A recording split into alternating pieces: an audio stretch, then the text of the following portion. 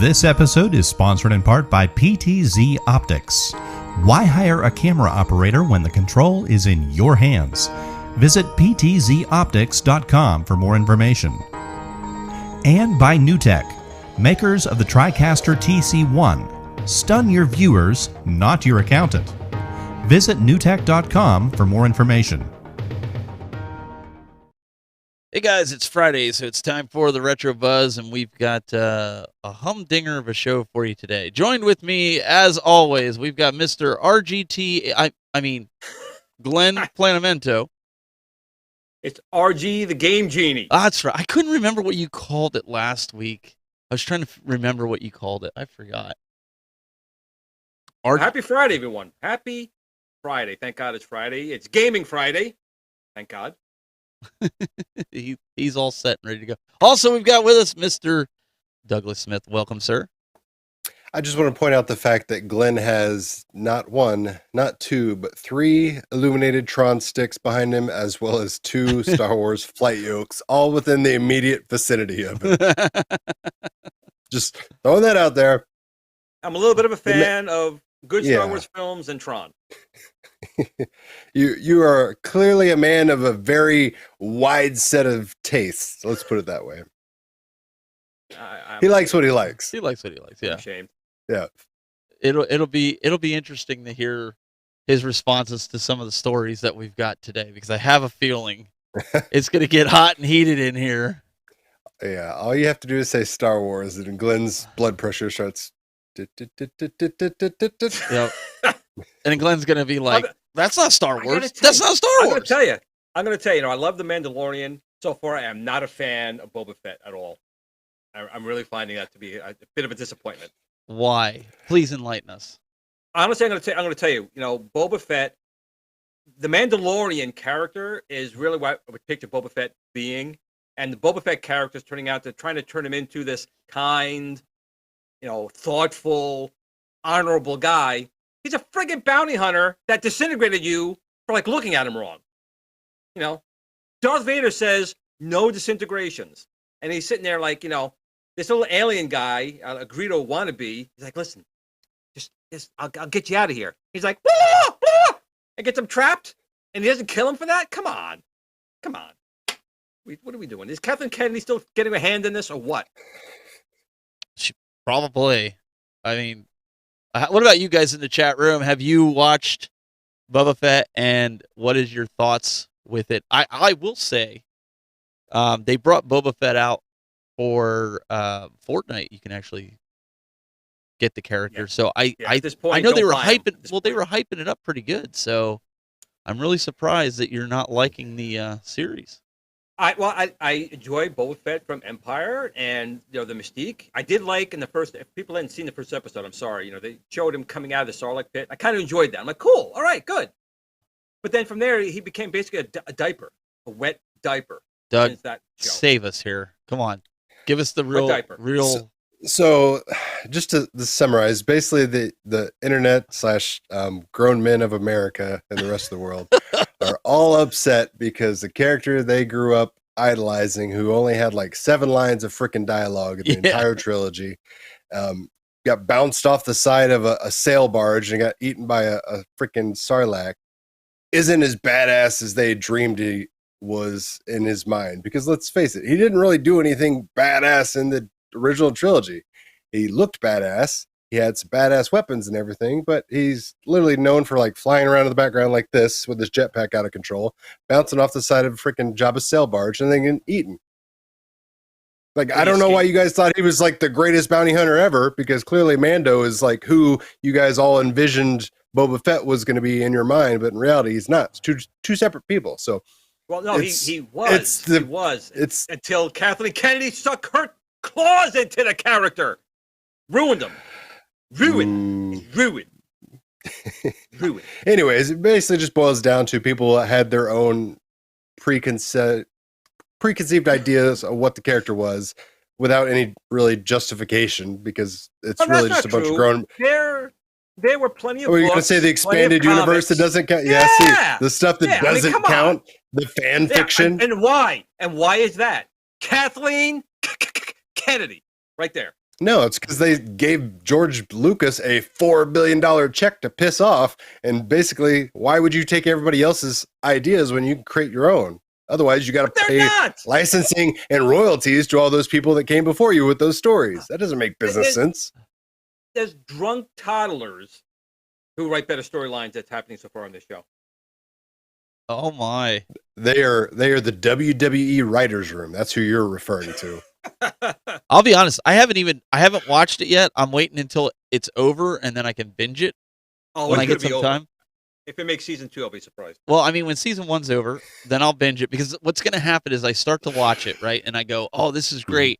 And I can't wait for the next episode. And then I forget the next episode's there. And then I have to binge it anyways. So it's just better off that I just wait till it's over and then my wife and I will binge it. But I will say, The Mandalorian got stale for me. It's I'm about to just like it's a slow go. Quit this show. I can't stand either one of you guys right now. Talking about The Mandalorian is too slow. It's a slow burner. Glen's over there. Boba Fett, is it bad enough for me? I mean, not bad enough. He's completely out of character. He's totally. It's like Luke in the sequel trilogy. He's not in his character. I will say though, episode 5 of Boba Fett is great, but when you watch it, you'll know why. If you haven't seen it. Sorry, Doug's agreeing. I saw the head shake. Doug agrees. It is great. Absolutely, no one's going to disagree with you. It's a great episode. All right, only 5. I mean, look, only 5. But I'm also the same guy who still has never watched the whole Lord of the Rings because I fall asleep halfway through it because that's how boring it is. So come on. Take it with a grain of salt. No, I'm just not into that type of. I'm just not into those types of movies. Did you grow up watching Strawberry Shortcake? Was that your cup of tea, Steven? No. Strawberry Shortcake? Was that your show? No. Gem and the Holograms? Was that your show? No, I don't know why. I'm just not into anything that's like medieval times. Forget it. You lose me. Like I don't care if you said like Braveheart was the only one that I ever watched that I was like, okay, that was decent. But I don't watch. Yeah, you'll never see me watch like medieval stuff. I don't even play medieval video games. I'll tell you right now. Right now, does Boba suck? Is my poll deadlocked 50-50 right now? 50-50. It's also not over, so like let it finish, and then you can judge the book when it's completed. Conti says, "Judge the Boba Fett book." Wait. Conti says, "I agree with Doug. A lot of whining." Hey, I resemble that remark. Okay. Oh, how do you know I got wine in here? There's a lot of 50-year-old dudes out there with a sweet Boba Fett tattoo on their shoulder that are just so upset right now because Boba Fett isn't tearing people's arms off and burning them to a crispy critter. But he never did that in the actual movies. Exactly. But in their mind, he did. Why would Darth Vader tell him, no disintegrations, unless he was disintegrating people? Mandalorian was disintegrating people. When he was shooting people with his gun, that was Boba Fett. They told him. Okay, well we're gonna have to moving on. Yeah, we're gonna move on. Moving on. We're gonna move on, guys. We can get into some video game news.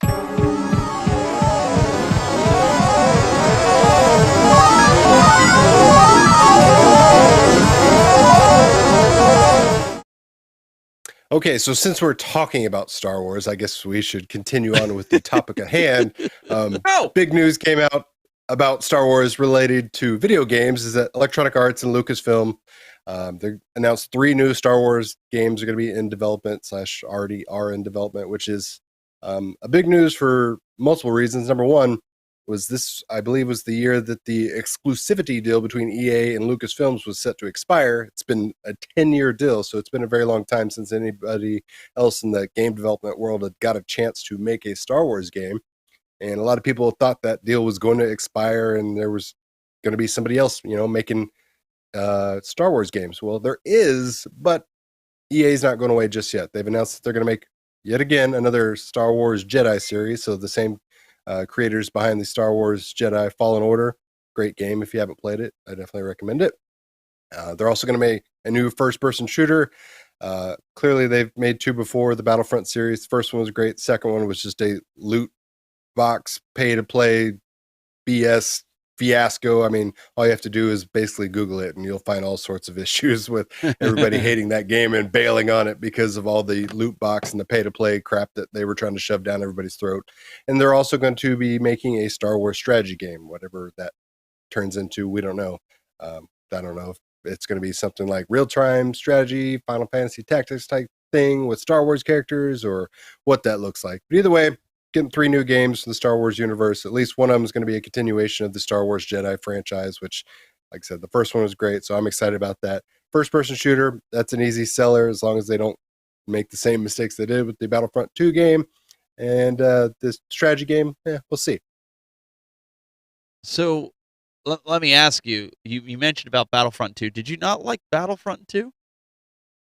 I liked it, and like I said, it was my issue was when they were having all the loot box things. Oh, like, okay, hey, you gotta pay but the to unlock gameplay this to get this gun, or Right, hey, right. if you pay $10, you'll get this gun that nobody else gets, and just stupid crap like Except that. for the people No, who buy it. No one else gets Yeah. it. Then someone else buys it. But honestly, Then they got it. that's Exactly. the way a lot of the games are going. Like you have like Rainbow Six, Tom Clancy's Rainbow Six. You have to do that. You have to do that with Call of Duty. You have to do it with Whose fault is Fortnite. that? You have to do. I mean, that's the way the Whose games fault are is that? going. Whose fault is that? it is people the who players that spend are the money. willing to pay. I Mhm. get it. That's right. I get it. That's right. I get it. No I'm one's not. fault for your own. But I did think the gameplay in Battlefront 2, I have it for Xbox One and then I have it for the PS4. I thought it was really good. And we have the VR version, the VR, what is it? What is it? I forget the one for where you're flying in the X-Wing and it makes you sick in like 5 minutes from being in VR.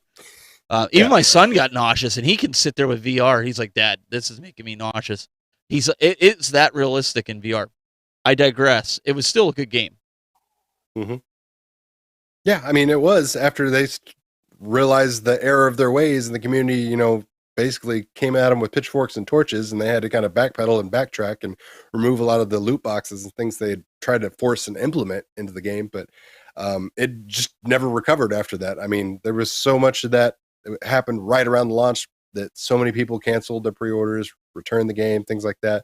There's a really funny, I don't want to say famous because that's misrepresenting, but a meme that was actual screenshot of a chat between I think it was like the EA people and somebody wanting their money back, and basically it's like, hey, can I ask you why you're returning the game? And it just basically says, oh, I think you know why. And they said, fair enough, and that's all it took. It's all it took. All you gotta do is say, oh, I think you know why. That's how many people had just lit them up over the loot box fiasco. Yeah, I mean, I could see why it's not in everybody's wheelhouse, I guess you could say. I don't know. Glen doesn't pay for anything, so No. I stopped paying for women a long time ago too. So he buys video game systems. They sit in a box in a bag and doesn't. Well, I do buy those. They say in a bag. And I'm so happy I found a new supermarket. Doesn't know who I am. More bags. Doug, we got to get him one of the new systems. I think we can convert Glen to the new way of thinking. We'll see. I mean, like I said, he's no. got 3 Tron joysticks behind him and 2 arcade flight yokes. So, I mean, diversity is not something that's really his strong suit. Firebomb says, I bought it because of my love for the first one, but the loot box thing, I never came back. I mean, burn me once. That's the thing. It's like once you start to enable companies like that, say, okay, I'll deal with it because it's Star Wars and I love Star Wars, then it just snowballs, and next thing you know, you're paying $5.99 every month for some stupid ability that should have been part of the game to begin with. Kongs R Us says, I'm sorry, Papa Brad's Gaming says, Kongs R Us built me my dream Star Wars home arcade. I have Trilogy and Battle Pod at home right now. What does the artwork look like? Because that's going to determine to Glen if it's the ultimate Star Wars arcade. Oh yeah, it's important. He needs to know. Kongs knows well enough, and everyone knows well enough, that not to put that stuff that's going to be eventually wiped out of existence. 7, 8, 9. So your average gamer in the chat says, but make sure it's the digital version only for Glenn. That's what he prefers. I used to like him. Why? Come on. Keo Dykin says, what's up? What's going on, man? What's up, Keo? Juan is here. Juan says, I want to see how WWE 2K22 is going to be. I hope they didn't ruin it like 2K20. Yeah. They had. I'm 2 years also to do it. curious about that because they have Yep. yet to reveal the actual gameplay. Yep. I mean, the game's A little supposed to come out in scary. like what, a couple of weeks or something like that. Yeah. And it's all like, hey, we spent 2 years on this. We're coming off like one of the worst games of all time. Can I we're ask? still not showing you the gameplay.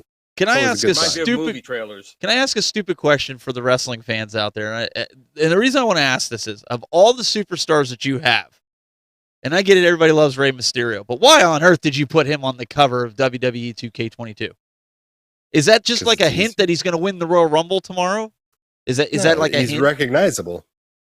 But of all the superstars, why would you not 'Cause like he's the put most Brock recognizable. Lesnar on there, or why wouldn't you put, you know, somebody that's Roman Reigns? He's the longest reigning champion. Why would you not put him on there?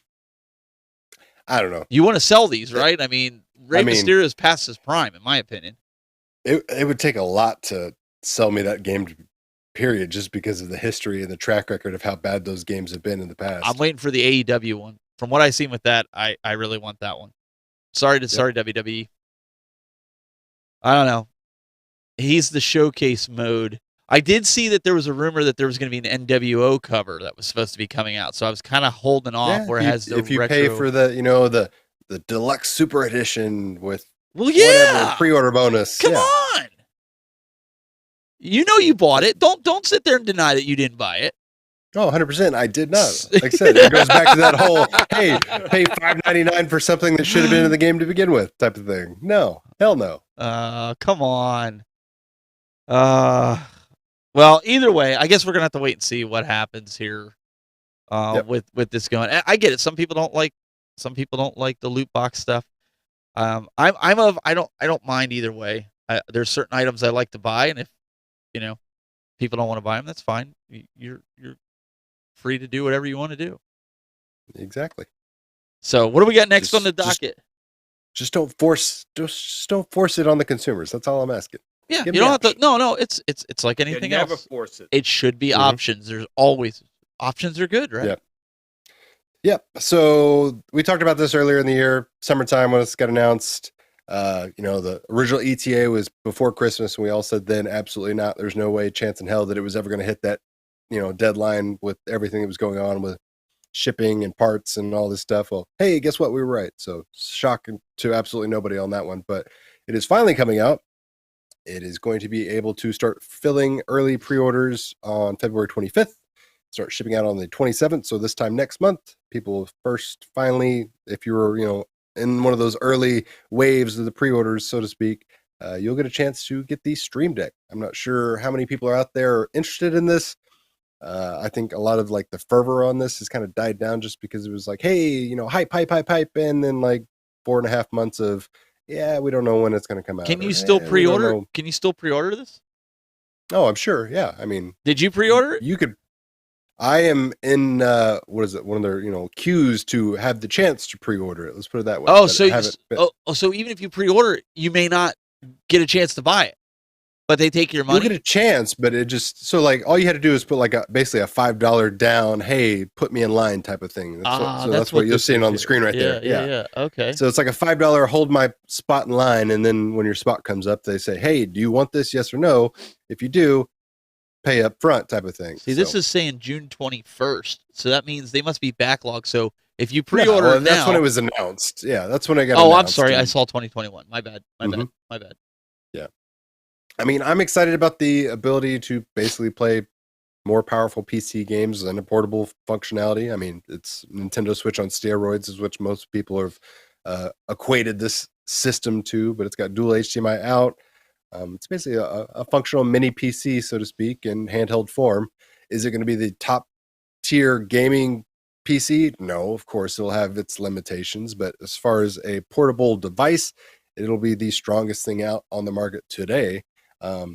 Price point, it's one of those honeydew type of things where they show you an attractive price point at the bottom tier, and then like you accessorize it and add more memory, and you want this or that. Next thing you know, it's $700. So it's one of those things where the price point kind of is a little bit misleading, because if you really want it to perform the way and last for years to come, so to speak, you're going to want to go all in with the memory and like the glass front and things like that to keep it, in tip-top shape. I see that comment there from this guy, Michael B, the Game Genie, but my name's actually RG, the Game Genie. So I know the other guy, that RGT guy, I think he's been around a little bit longer than me, but that's okay. This is GT, the Game Genie, buddy. While we're on Glenn, there's also a comment for you from Firebomb. You know what? I actually might. I'm actually contemplating two things. That's one, but I'm also contemplating getting a good VR unit. I really want to play that Vader game. I mean, I've been drooling over that Darth Vader game. Vader Immortal. Vader in my background. Yeah, you can see Vader in the background right there. I have that poster of my this side over here. There. My neighbor got me, and I love Darth Vader, and I've heard such good things about it. But I understand they're coming out with a newer model, possibly a little more powerful. Oh, so I'm just waiting to see if so I'm just waiting for that model to come out, and I'll probably drop the money on it. I'll play it right at the top of my stairs, at the lisp of the stairs, so I can be the first person to sue them falling down the stairs and saying there wasn't enough, warnings. Rumor has it, though, they're working on ways of developing the lenses so that you don't get motion sickness. And that part of that is in the technology. That's why people are getting motion sickness. That they said as the newer ones come out. That was one thing I was reading in the article with Sony, because they're going to be coming out with the VR2 for the PS5. I mean, I know you can play your PS4 one on it, but they're coming out with one that's specifically for the PS5. And I thought that was really interesting that they could make it to where you don't sit there and get like nauseous. It's all about the refresh, but also how quickly it moves to you. When you're moving your head, there's a very small lag in that. The sensor has to do it. So the quicker the refresh and the quicker it is to respond to your movements should alleviate the nausea. It really should. And that's a NASA thing. That's NASA tech. Yeah. It's also a person-to-person type of thing because everybody's different. Everyone's a little more susceptible to motion sickness, car sickness, Not everybody can get on a roller coaster and enjoy it. Some people literally, the moment it starts moving, they're like, "Oh my God, I'm going to die." It's not just like nerves. It's literally physical reactions because their brain chemistry and equilibrium doesn't process things the way yours does. I mean, it's just chemical differences between person to person. But I don't people have that problem. Other people like the sequel trilogy. But see, I don't get like that though on roller coasters or anything like that, or even like some people get it in an elevator. I only get it on the VR headset. Honest to God, like when you're like the one game with the little robot, Astrobot, when he goes down the slide and you get to the bottom and, like it's like when the elevator comes down, it does that little thing and your stomach goes up and down. I don't know how to explain it, but when you go down there, that does me in every time. And I don't understand because I don't get I can do looping roller coasters, spinning rides all the time, and I don't get motion sickness. But that it's just a glitch in the matrix, man. It just does glitch in the matrix. That's all it is. Yep. So I think we can move on. We've got some Arcade1Up news, I believe, right, Doug? I mean, it's news in the typical fashion since that Arcade1Up, always has a product kind of show up unannounced out there in a retailer. It's like, hey, I like the this banner. Week it's the track and field adjustable stool. I mean, clearly it's a good looking stool, but look at it. Yeah, I mean, it's a placeholder, obviously. I don't know why I always have to explain that to people, but they're like, "Oh my God." Anytime I ever post something like this, they're like, "Oh, it's out of stock." I'm like, "It's a freaking placeholder, people. Calm down." They're like, "No, it says out of stock." I'm like, "I understand it says out of stock, but it's a freaking placeholder." But anyways, we got a placeholder for the Arcade1Up Track and Field stool. Last summer, we were talking about all the leaks throughout the Randy's Records UPC listings. Of those leaks, everything has come to fruition except one. One singular product on that has not yet come to market, and that is, of course, the Arcade1Up Track and Field cabinet. Not going to pretend it doesn't exist because it clearly does exist. Got a mock-up for you in the thumbnail right there.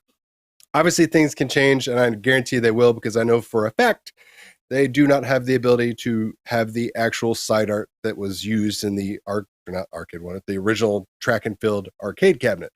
That is not allowed to be used. So they will have to do some, Mortal Kombat 30th anniversary type of photoshopping where they change the side art completely in one shape fashion. I mean, they could rearrange things and try to make a knockoff version if they wanted to, I guess. But in reality, it's not going to be the original arcade art. It's just not going to happen. So if you're one of those people that truly cares about arcade authenticity for your Arcade1Up cabinets, well, you'll be sorely mistaken, because that's just not going to happen for you. Likelihood of games on this cabinet, obviously Track and Field, Hyper Sports, maybe Konami 88 if you're talking, those are your 3 Konami Olympic theme arcade games. And if Arcade1Up follows suit with their previous history, they'll throw on the NES version of Track and Field and call it a 4th game, added value, and they'll give you a 10 sign and that $90 stool and charge $649.99. Oh, and they might give you a light up deck protector that everybody hates and nobody wants, and again charge you another $50 for that added value. But tell us how you really feel. I don't know, no, I mean, it's just the thing, it's a hard sell to begin with, because number one, they've already established, hey, we're going to move forward with our prices, we're going to be more of a premium brand, whether people realize that's what they're doing or not. But there's only so many games you can throw on this system that make sense, specifically with the control layouts and everything like that. So to do that, they're not going to go backwards and say, oh, we only got 2 or 3 games to throw on this, let's charge $299. They're not going to do that. So to get in the normal price point where they're living now, they're going to throw in all those added value type of things, like the stool, the 10 sign, or the mat or whatever that you put under your feet so your knees don't hurt for hours of playing that. All I care about is if they do this. I don't care about all that other perceived value add-on bullcrap that they're going to try to shove down people's throat. If they try to sell you this machine and it doesn't have frickin' leaf switches, yeah, you can't avoid this like the frickin' plague.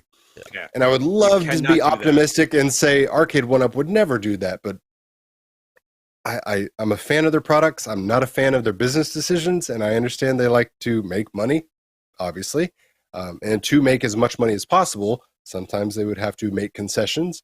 I would highly suspect that one of those concessions would be leaf switches, and they would just use the normal standard Arcade1Up push buttons and the cruddy micro switches that they've been using for years, because they don't have to buy any more SKUs of anything. They don't have to store anything in a warehouse. They don't have to have this one-off or one cabinet that they're only ever going to use one time.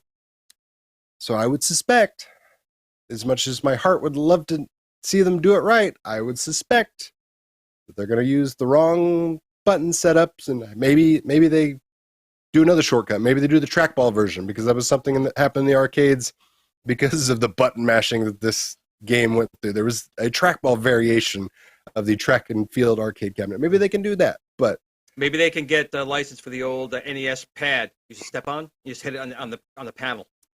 Yeah, I mean, I don't know. I agree. There's certain games where micro switches are not going to be ideal, or mushy buttons are going to be ideal. And for that game and for that price point, leaf switches is the way to go. But also, they're not very common anymore. So, and they're also not the most robust. They don't last as long. No, like micro switches are great for little to no maintenance, but for the actual gameplay experience, you want those freaking leaf switches specifically for that. I mean, there's a reason people are putting out their pencils and their greaser combs on the arcades back today to try to like roll it back and forth really quick to play this game. And I think a lot of people probably look back on this game specifically with like those rose-colored glasses. They're like, oh, I used to love Track and Field. I think it's one of those things where if you pay $650 and you start playing this, specifically if they start using or continue to use those crummy micro switch mushy buttons that they already have used, I think you're really going to hate this game, and you're really going to be upset with your $500, $600, $700 purchase. So unless you're buying it to mod it, unless you're literally buying it to mod it. I never liked the thing, though. Like if you're spending that kind of money, you shouldn't have to mod things to make them perform adequately. Like modding to improve your personal preferences, yes, that's one thing. Like if you want it to light up and do all these cool things, sure, more power to you. But to spend the money that they're asking these days just to make something functional as it should have been out of the box, well, you know they're going to mod it anyway for the artwork. If it doesn't have the right artwork, people are going to flip out anyway. So one way or another, they're going to be doing those type of things. So if you're a real fan of the machine, they're going to spend that money. They're going to play it for a little while and go, yeah, and then they'll add the other things to it. But I agree. For that price point, it's completely doable. It is. But we all know how it's going to play out, and people are going to have to do it that way. Yep. And real quick, I did get a I did get a super chat. Wait. I got a super chat. Me. Hold on a second. Hold the phone. JLS Gaming. Sadly, I've fallen out of love with Arcade1Up Cabs. Shout out to the community. Oh, shout out to Community Blue. Thanks, JLS Gaming. That was really nice. That was really, really nice. I got it. Hey, I got a super chat, guys. I think my cherry just popped. Oh my. Thanks, JLS. You're the best, man. So is. Hey, and also on that you feel note, better?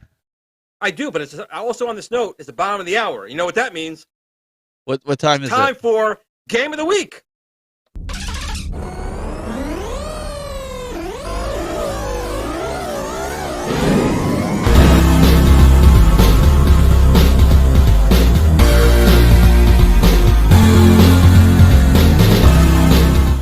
I'm back once again with another Game of the Week. And what am I taking a look at this time? It's Exidy's Venture. Venture is a fantasy-themed action game released in the arcades in 1981 by Exidy. The goal of Venture is to collect treasures from a dungeon as a round smiley face named Winky. It was released as a launch title for the ColecoVision in 1982 and then ported to the Atari 2600 and Intellivision by Coleco. Winky is equipped with a bow and arrow and explores a dungeon with rooms and hallways. The hallways are patrolled by large tentacle monsters named Hall Monsters, which cannot be killed, injured, or stopped in any way. Once in a room, Winky may have to kill monsters, avoid traps, to gather the treasures. If he stays in a room too long, a Hall Monster will enter the room and chase and kill him if caught. In this way, the Hall Monsters serve as the same role as Evil Otto in the arcade game Berserk. Humanoid. The more quickly the player finishes each level, the higher their score. The goal of each room is only to steal the room's treasures. In most rooms, it's possible, though difficult, to steal the treasure without defeating the monsters within. Some rooms have traps that are only sprung when the player picks up a treasure. For instance, in the two-headed room, the two-headed entities appear the moment the player picks up the prize. Winky dies if he touches a monster or a Hall Monster. Dead monsters decay over time and their corpses may block room exits, delaying Winky and possibly allowing a Hall Monster to enter. Shooting a corpse causes it to regress back to its initial death phase. The monsters themselves move in specific patterns, but may deviate to chase the player, and the game's AI allows them to dodge the player's shots with varying degrees of intelligence. For example, the snakes in the surfing room are relatively slow to dodge arrows. The trolls in the troll room are quite adept at evasion. The game consists of 3 different dungeon levels with different rooms. After clearing all the rooms in a level, the player advances to the next. After 3 levels, the rooms, patterns, and the monsters repeat, but at a higher speed and with different set of treasures. The different dungeons in each level are as follows. In the first level, there's the Wall Room, Serpent Room, Skeleton Room, Goblin Room. When you head down to the second level, you have the Two-Headed Room, Dragon Room, Spider Room, and Troll Room. When you make it to the third dungeon, you have the Genie Room, the Demon Room, the Cyclops Room, and the Bat Room. The ColecoVision version of Venture was reviewed in Video Magazine in its Arcade Alley column, where its graphics and sound and backgrounds were praised. Reviewers predicted that the game's complex play routine and strategies, which had made the game seem out of place in the arcades, would guarantee home release success and popularity. It would go on to receive a certificate of merit in the category of Best Arcade to Home Translation at the 4th Annual Arcade Awards.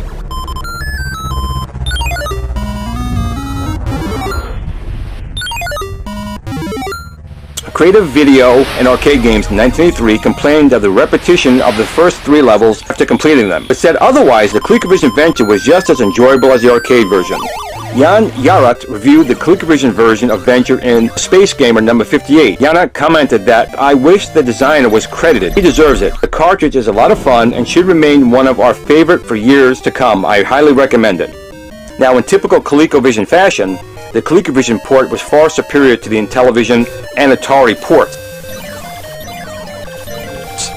In all fairness, the graphics on the ColecoVision was far superior, but these ports, as usual with Coleco's other games, looked a lot worse because they wanted you to see the graphical superiority of the ColecoVision. And I can't totally disagree. I love the ColecoVision port of Venture. So that's it. Thank you once again for joining us for another Game of the Week. See you next time. Remember, in the meantime, tell your family and friends that you love them, and And remember, above all else, remember to game on. So that's it for this week. I mean, Adventure's a great game, but I got to say one thing about that game is the joystick in it. The joystick was the most unresponsive joystick I think I ever used in my life. And I can't say it was the cabinet I played because I played multiple versions of that game. And I don't know what there was with that joystick, but it just never kind of went the way you went and you got murdered. But very fun game. And if you ever do want to play it, the ColecoVision port is actually a really good port of it. Enjoyable game. What was the game that also had bad controls? It was kind of like Operation Wolf, kind of, where you go through and you had to use the spinner to rotate the gun, and then you know, Arcade1Up Tempest Generation 1? No. Oh, I'm sorry. No. It was Generation 2? Yeah. Oh, I'm sorry. I forget what it was. Now, but that was another one that the controls were hard to use, where you had to turn your character by using the spinner. And you're talking about Akari Warriors? Akari Warriors, that's what it was. There you go. Yeah, see, you knew what it was. You know what? Arcade1Up. Fun fact, I don't know if anyone else had this problem. When I used to play that game, I got zapped like constantly. Maybe it was the machine, the ground was bad. Did anyone else have a problem using that rotary thing and you kept getting zapped from it? I mean, literally zapped. Are you really having an authentic arcade experience if you're not slightly getting electrocuted for your quarter? I guess not. Oh my God, guys. Oh my God. I can't. All right. This is an historic day. We can write it in the calendar. I got another super chat. No way. I am shocked. And it's like a lot of money. So I'm like, I got to talk about this one. So this is from Goofy Foot. Kudos on your trackball spinners and Tron stick. I have them in 3 cabinets. Just purchased another Tron stick for the Arcade1Up Gorf cabinet in progress. Well, first of all, thanks. Thanks for the super chat and thanks for the product support. I appreciate it. I really do. I'm on a roll. I think put Glen me on a piece of bread, man. I am buttered and I'm on a roll. Glen, I think, paid this guy, and he's just giving the money back to make just so he could go down in history as he got one. Right? What do you think, Doug? I got two and two. I got like 2 and 1. It's more women I've had in a night. That's awesome. I'm gonna let it lie. Just let that one. You know what? Forget I said anything, Doug. What do we got next? All right, so we got another update. This is the first of the year update from Zen Studios through their monthly pinball show. It's called that. I almost called it weekly, but it's not weekly. So basically, this was the first time we got a look at the interface of their new platform, Pinball FX, which, number one, absolutely hate the name. You went from Pinball FX2, Pinball FX3 to Pinball FX. You drop the numbers. It's that Xbox naming structure that just drives me crazy. But anyways, regardless, it's their new platform that's going to be coming out next month. Got a little bit of a look at what it looks like. If you're familiar with the Star Wars VR for the Oculus system, basically you're going to be quite familiar with the Pinball FX. It's going to have a 3D environment where you can have your unlocked trophies and achievements and things like that shown in the background on the wall. You're going to have the ability to play the new Indiana Jones table. But yeah, here we go. This is what you're going to be, greeted with in this new platform. So it's going to be a completely new user interface. So if you're accustomed to Pinball FX3, and you're going to be migrating and jumping over to this new Pinball FX platform, well, it is going to be a little bit of a culture shock because clearly it is a night and day difference. Is it going to also run at 10 frames a second here? Is that what it's going to do? Hopefully not, because it is, built for the new Unreal Engine system. It's utilizing ray tracing and all the newest technology. So obviously, if your computer can handle it, you're going to have a fantastic experience. But they were still tight-lipped about a lot of details. Specifically, will there be VR support in the future? Will there be 120 frames per second? Things like that. They said, they're still got irons in the fire, so stuff is still kind of being worked out. This is not final. They were very quick to say that because all the fonts, the textures, and things like that, like tournaments there, the font may completely be different in the final end look of the system, so to speak. But anyways, it'll be a big change for the FX3 users and not so big change if people have already downloaded things like Star Wars VR Pinball for the Oculus. That's what I was going to say. It almost like that was the set for the setup for this. I was more focused on the bad lighting for the guys that were doing the girl and the guy going back and forth. They had some really harsh lighting on them. I'm sorry, that was just something that caught my eye. I'm like, It's a low production. I mean, it's just, it's their way bothered to me. communicate with the community. But, they did also mention they'll have new kind of payment structures. So previously you would buy, tables in packs. So like a Williams table volume 5, it would come in 4 or 5 tables, something like that. They said you will no longer have to be restricted to that type of thing. You can do some a la carte type of things, or you can get part of their pass system. I forget what their official title was, but they'll have a pass system where you can sign up, pay a fee, and then you're getting all the games as they come out. You don't have to wait for them to get bundled in with Williams or what other licensor, things like that. So if you want all the newest tables, the moment they are available, something like that's probably going to be what you're interested in. But it's a couple weeks away, and then we'll be able to play Indiana Jones at the very least. It looks nice. I'm excited for that. It does look nice. it does. I'd like All an right, Indiana Jones Arcade1Up pinball. Yeah, I mean, No, I would like a table. like as that. I think long as it'd be that good. relationship still exists. I mean, Arcade1Up, there's a ton of great Williams licenses that have yet to be released in digital pinball True. form from True. Arcade1Up. So, I mean, Yeah. there's still, stuff that they can use. All right, I got to stop you guys again. I'm on a roll. I'm telling you. I got 2 more super chats. Oh my goodness. This is like, I don't know what's going on today, but I got one from Juan. He just wanted to join the super chat fund, so I appreciate that. That's what he said. And also, Charlie Chuck, he said to give the hat trick. What did he say? To give you the hat trick tonight.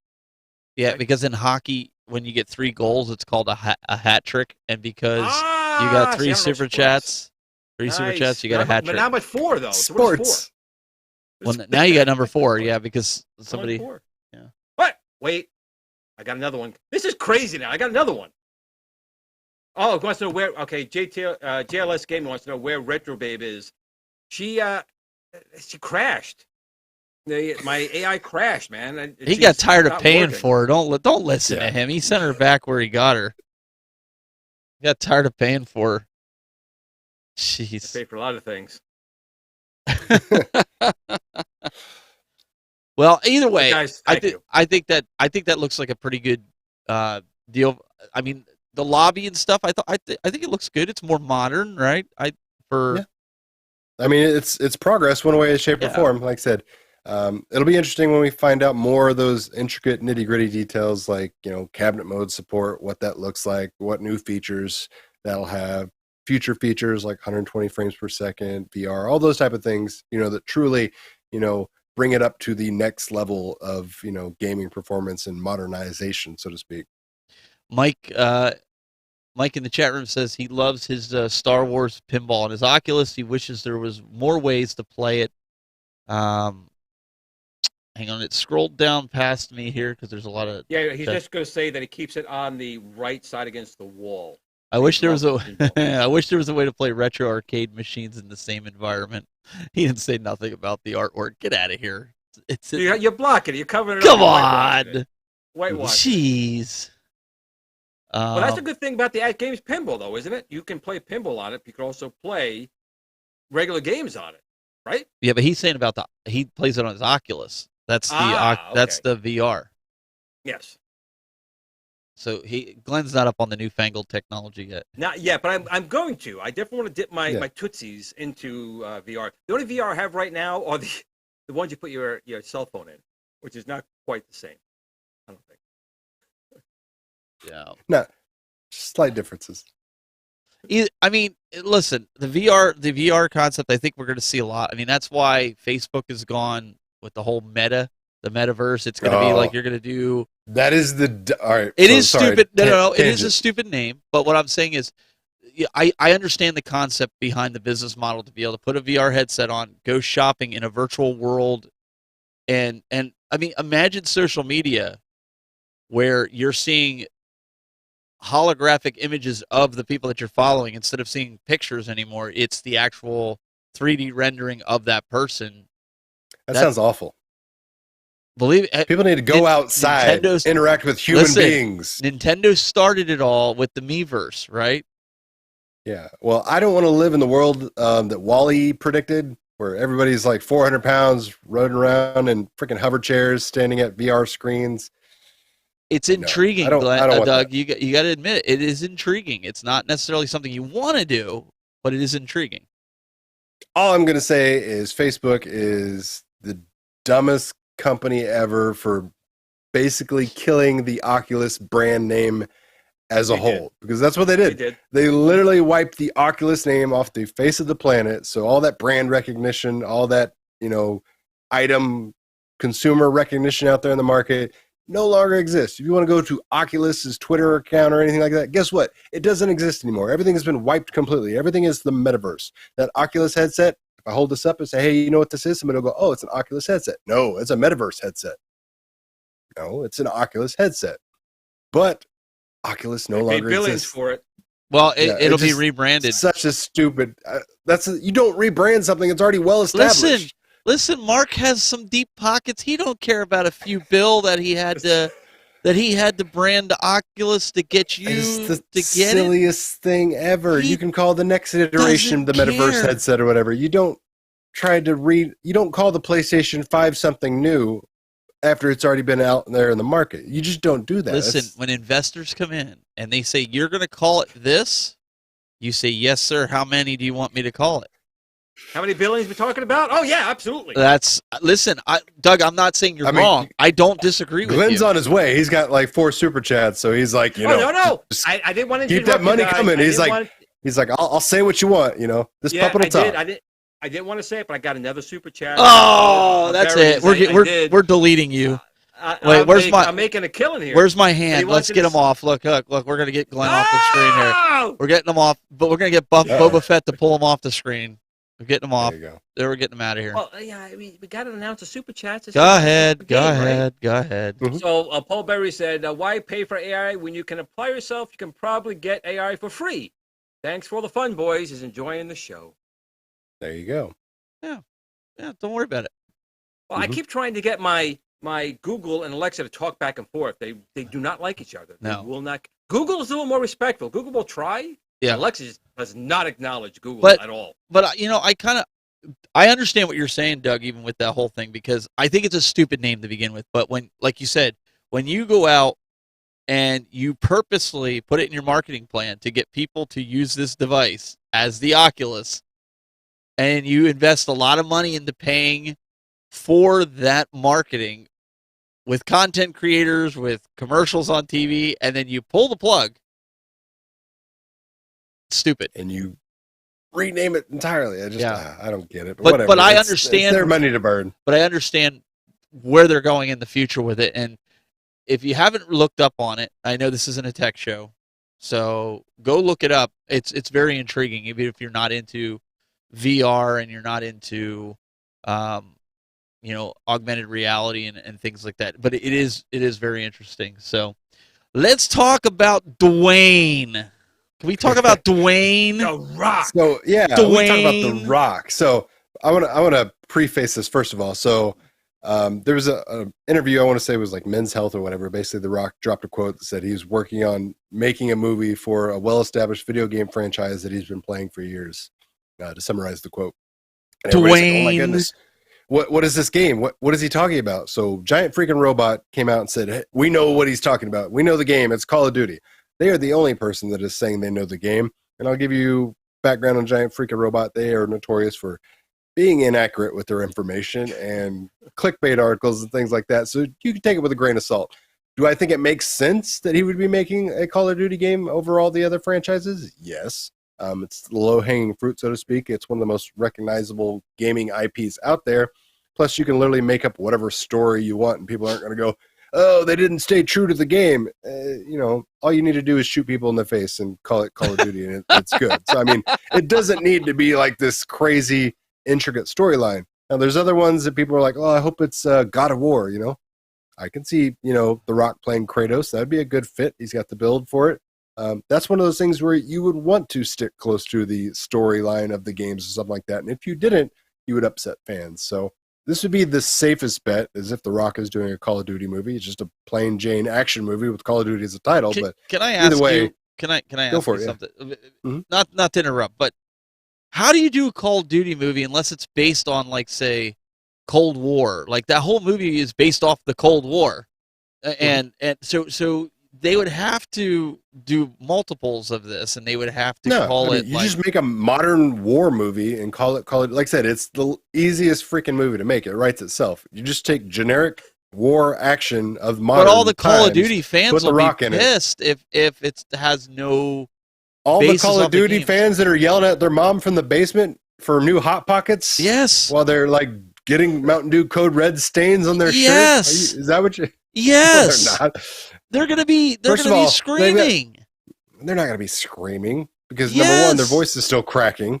You know, puberty's a bitch. But like I said, it's the movie. That's the safest one. You can make whatever story you want out of the Call of Duty franchise. You couldn't call this Call of Duty without it being referenced to a game. You might as well call it G.I. Joe. 100%. That's what I'm saying. You could have renamed the G.I. Joe movie, which he was brought in to save, which still floundered, Call of Duty, and it would have been the same. Like nobody would have been like, "Oh, it wasn't a Call of Duty movie." Well, it was The Rock, it was guns, it was Call of Duty. It doesn't need to be anything crazy to be a Call of Duty movie. Chat room, help me out here. Yeah. Am I right? Come on. This has to be, call it Vanguard, okay? Call it Call of Duty Vanguard, reenact the game, which was a great game. It is a great game. I mean, it's a great game. Steven, first of all, how many people are even familiar with the story modes of most of these Call of Duty games? Very few. I mean, that's all I play. I'm not to say there's. That's all I play. Well, you are the minority, and I know you know that. The majority plays nothing but the multiplayer. So that's what I'm saying. You could literally make these story about whatever, set it in whatever time frame. It doesn't matter. It's just going to be a generic war movie if they want to play it safe. Now, if they do something else, like I said, God of War, I'd love to see that. Well, Dwayne is also going to be in Fortnite. He's being released as a skin next week, I believe it is. Somebody in the chat room confirmed that with me, but he's going to be a character that you can get next week. The Rock is the most in-demand human being in all of Hollywood. How he's able to divert time away from all the multiple things he does to accomplish what he does is nothing short of amazing. I mean, the guy's in movies, television shows, popping back and forth and other entertainment things. He does stuff behind the camera, in front of the camera, all sorts of crazy stuff. So, like, I mean, if you put The Rock in the movie, there's a good chance it will be successful. It won't make billions of dollars, but by God, it'll give you a good starting chance. Obviously, video game movies have a pretty terrible repertoire. Rampage in the past, was good. He was in that one. I enjoyed. That's what I'm saying. Everybody says here. Hollywood has already established, hey, everybody loves The Rock. It doesn't have to be a great story. Just throw The Rock in there. He'll smile. He'll show his muscles. People will laugh, buy the popcorn, and everybody wins. So it makes perfect sense they would want to tap into that. Dwayne Johnson now. We had Schwarzenegger. We had Stallone in the day. We had Van Damme back in the day. They need someone now, and he's a perfect fit. He's a nice guy. But they have to brand the movie. It can't just be Call of Duty wide open like that. You just can't do that. It has to be like it has to be like Cold War or Vanguard. I agree with Doug.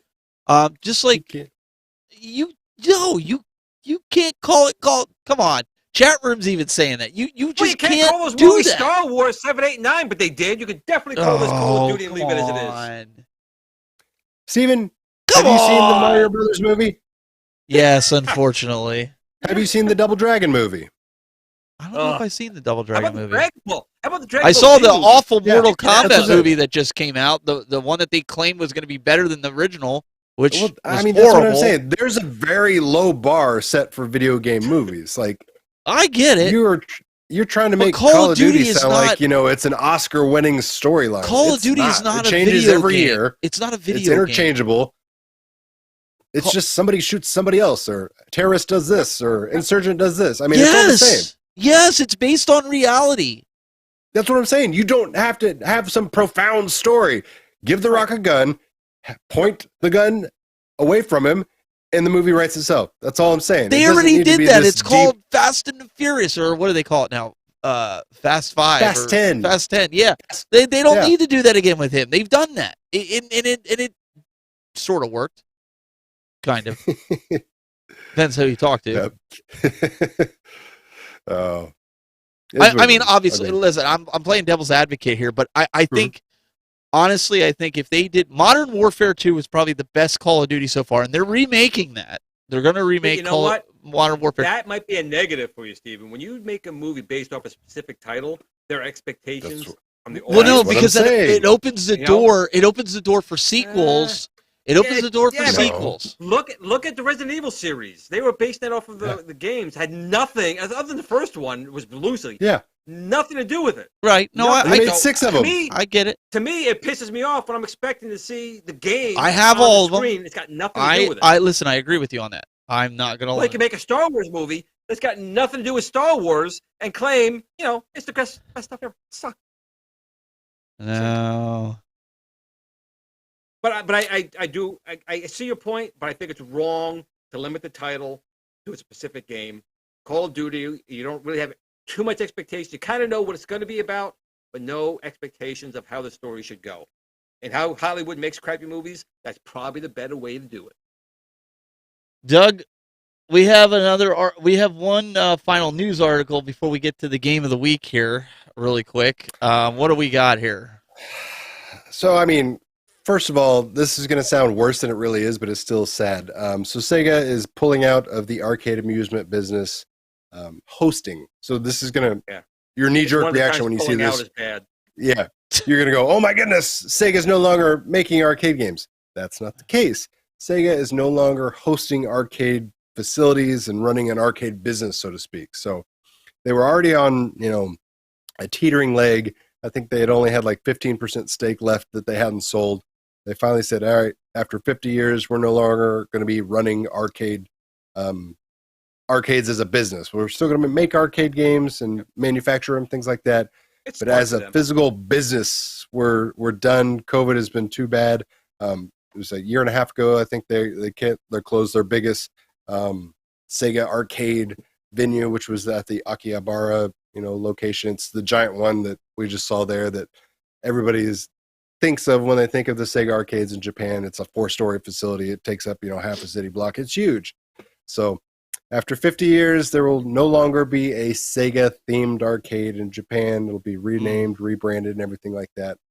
Like I said, the plus silver lining here is that they're still going to be manufacturing the actual machines, but this is not a good sign because you know what comes next is, hey, if we don't see enough profitability in running arcades, why are we going to continue to make arcades? So it's another sad side effect of COVID and just people. I think we're going to see that across the board. There's time to rebound, but that window is closing. I mean, I still don't see us going back to normal in 2022, to be honest. I still see what we're doing now as being the norm, which is going to suck for all those type of venues. You're too close to people, and people don't feel comfortable. I've often said it's going to be like 10 years before everybody feels normal. I agree. Again. I mean, it's not a phase; it's an era. Like just like the Great Depression was an era. This is going to be an era that has lasting ramifications, and unfortunately, the things we took for granted are going to be things like this that we didn't know and appreciate enough. And I mean, Japan was one of the few places in the world where the arcade industry didn't necessarily die off like it did here. I mean, clearly barcades and things like that still exist in the States, but for the most part in Japan, arcades, while they're still not as profitable as they were in the 80s and 90s, didn't go away like they did here in the States. Like they were still pretty much commonplace. So to see them finally going out in the place that, was their last ray of hope is not a good sign. It's a little bit disheartening. Paul Barnes says, "What? This isn't normal?" No, unfortunately not. Pour one out for Sega. Yeah. Really quick, guys, before we wrap up, we have a new game alert.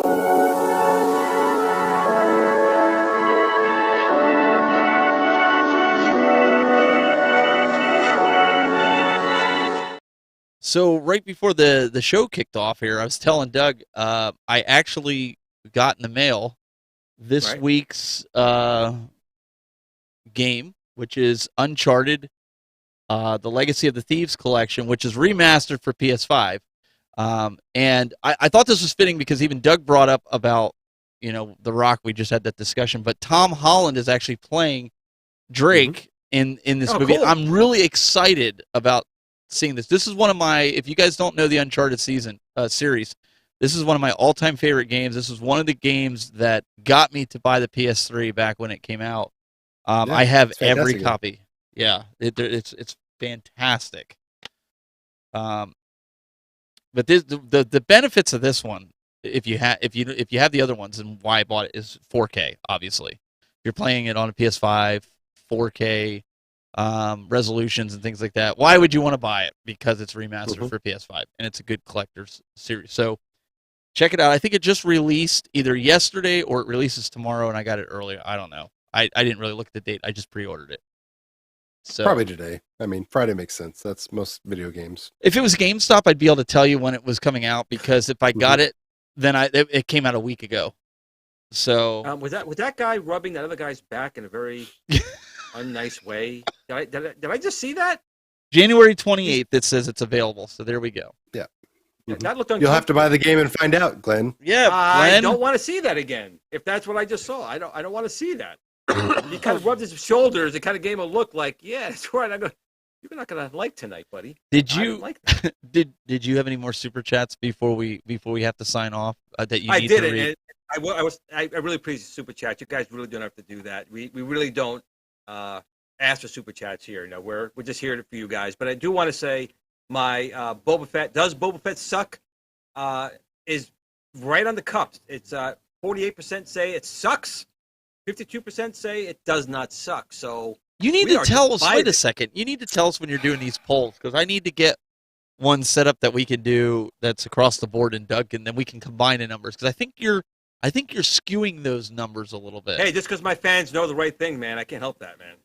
I'm just saying. Whatever you got to tell yourself to sleep at night, Glenn.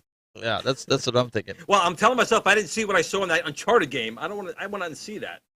I don't know what you saw in that, but either way, he was rubbing his shoulders on the back of the motorcycle. It's like, yeah, that's right. I'm rubbing your shoulder. We're gonna do something. That was uncomfortable. I don't think that's what was happening. But ladies and gentlemen, Mr. Glen Planamento, youtube.com/gplanamento. Any videos on the docket for this weekend?